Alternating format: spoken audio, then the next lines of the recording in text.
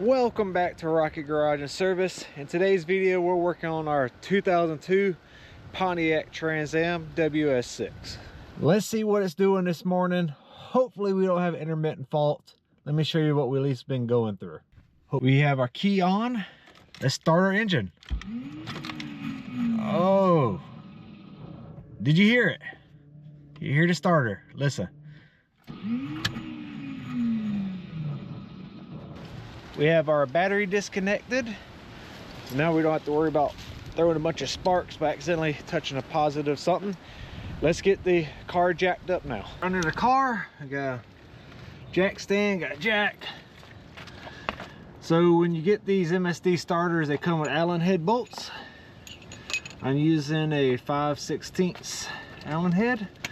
Let's get this dropped and disconnected. We already got our OEM truck starter to put on it. The truck starters have the bosses on both sides, which is what you want. Let's get this dropped and see what's going on. I see carnage. I see it's like our bolts we're missing something. Let me get this down. A lot of pain, but we got the starter out. Here's the starter. It was like this. I don't know what holds it in. So here's both starters. One thing I wanted to compare was the starter bolt. It looks like it's gonna work. It might be a hair long. I did notice that this housing, oh, it's about the same. Okay, I thought it might have been a little bit longer.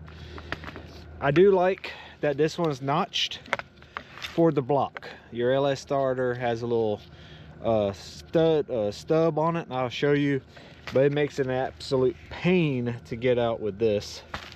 So we have that notched out, should be easier. And you see this one that we're supported like a pinion here, I think that's what they call them, and we're not here. So I don't know, there's a part of me that doesn't even know how this gets blown out. Here's that nub I was talking about, that this, it makes it so much easier to work around, where the MSD starter doesn't have. So after some researching, it looks like we are missing the C-clip here, and that's what came off. I need that piece. $23. Don't know if that's the right size. Let's go back to the starter. Today we are repairing our starter. We have went to Summit and we have bought this starter pinion kit from Powermaster, part number 603. And on my MSD starter, this DynaForce, part number 5096, this little bull ring disappeared, causing my pinion to fall out like that. This is the old one. It's a little bit chewed up, so we'll go ahead and use this new one. It looks identical. I'm gonna put a little grease here, and then we're gonna reassemble it. Maybe a little bit too much grease, but I think it ain't gonna hurt nothing. I'll put that back in. It gives it a good throw here. This spring goes on here. This collar. And then the hard part is going to be getting this ring on.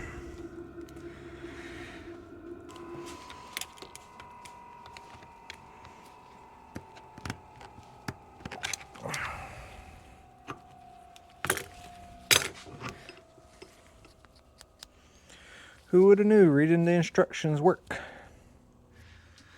Well, I was about to give up, and I decided to read the instructions, and it said use 2 pliers for that, and that worked. What I found the pliers was, one would grab the ring and knock it into the groove, and the other one would hold it. So that's why the pliers worked. But it is now locked in there like it should be. Everything feels good. This is a very tight tolerance. Put this back in here. Welcome back. It's been a few days. What I realized was, for some reason, I quit recording. So let's pick this up, and we're past all the bad. Let's just wrap up this video and let me show you what else I found, and let's test the Trans Am.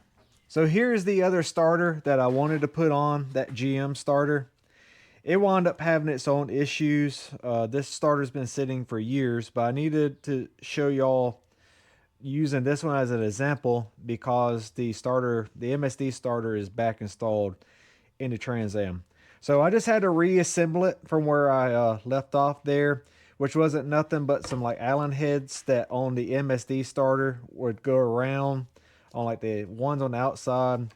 There's like two on the on this side, and that allows you to clock it. Pretty basic. I mean, it's really simple, but this is what happened. I decided to test this on a vise, the MSD starter, and it locked up on me. I had to take it back apart. Well, that ring that we were talking about I had to replace in this video, it wound up finding itself in this part of the starter, and it got locked up on the armature and the magnets. So had to remove it, had to do a little bit of burring or deburring, got everything kind of smooth. Was really thinking I might have damaged it, but reassembled it and it's working. So now let's go to the Trans Am and let me show you. The pollen is wild here where I live, but let's get in the car. Look how bad that is. It's yellow. All right, keys going in ignition. So I have actually been driving this car quite a bit lately, so it has been tested. I probably got like 100, 200 miles on it, several, little gas station runs and stuff. So you can see ignition's on. Woo! Running good. I'm happy to see that because I've been doing some self-tuning. I put the car back on 93 octane. So it's been so much better. I really don't have ethanol around my house like I would want to. But I'm gonna let this warm up a little bit because that's what I found is how I kill my wide bands, is these constant on and off. And this Holley Terminator wideband, the Bosch 4.9, it just, if you get it wet, it'll kill it. So I'll let it run for a minute or two. I'm not gonna go drive the car, so I don't want to get the full temperature. But let's start it one more time for the sake of the video. Oh yeah, that's great. So I'm going to end this video off here. Hopefully that helps somebody with MSD starter. I'm kind of liking them more and more. They're rebuildable. You don't need to go spend however much that thing costs, like $400 or $500 to go and get another one. They make the parts. I've had to replace a solenoid already, but it hasn't started the click of death that it was doing before. And now this bull nose is a thing that fell out. Really don't know why. Maybe I did something when I took the starter out to replace the solenoid before. I really don't know how I could have, but maybe. At this point, the solenoid's doing better. Now I went back with MSD, bought that brand. Maybe it was some type of error on install. And now that's bull nose. I mean, I know it's installed correctly. But anyways, I hope that helps somebody. On to the next one. Please leave a subscribe if you enjoyed this video. And for more content, I'm on all the socials. Please give me a follow or a like and a comment. I appreciate y'all.